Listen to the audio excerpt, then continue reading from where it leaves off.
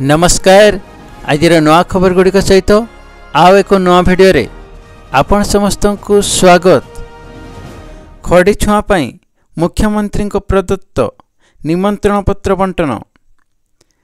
जातीय शिक्षा नीति 2020 राज्य रे लागू पाई तत्परता प्रकाश पाई। समस्त विद्यालय रे आसंता एप्रिल 2 रु प्रवेश उत्सव एवं खड़ी छुआ निमंते छात्र छात्री परिवार को मुख्यमंत्री मोहन चरण माझी द्वारा प्रदत्त निमंत्रण पत्र प्रदान करा जाउछि। विद्यालय और गणशिक्षा मंत्री नित्यानंद गंड समेत अन्य अधिकारी और कर्मचारी एही पत्र विभिन्न स्थान बंटन करुछंती। प्राथमिक स्तर गुणात्मक शिक्षा जोगाई देवाकू विद्यालय स्तर रे आसंता 2 रु आरंभ हेबो शिशु बाटिका। परवर्ती खबर सरकार को बड़ प्रतिश्रुति 3 वर्ष कहड़ हेबो। सिपाही कनेस्टेबल बयस सीमा। सिपाही कनेस्टेबल पदरे नियुक्ति निमंते बहु आशायी को मिलुछि आश्वस्ति।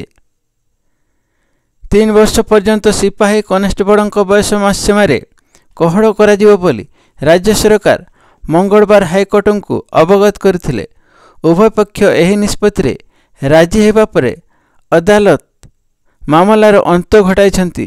राज्य सरकार पक्षर आगत रिट अपील शुणाणी करी कार्यकारी मुख्य विचारपति अरिंदम सिन्हा एवं विचारपति मृगांक शेखर साहू खंडपीठ एही राय देइछंती। परवर्ती खबर सांसदों दरमा बढ़िला। केंद्र सरकार सांसदों दरमा दैनिक भत्ता और पूर्वतन सांसदों पेंशन वृद्धि करिसेंती।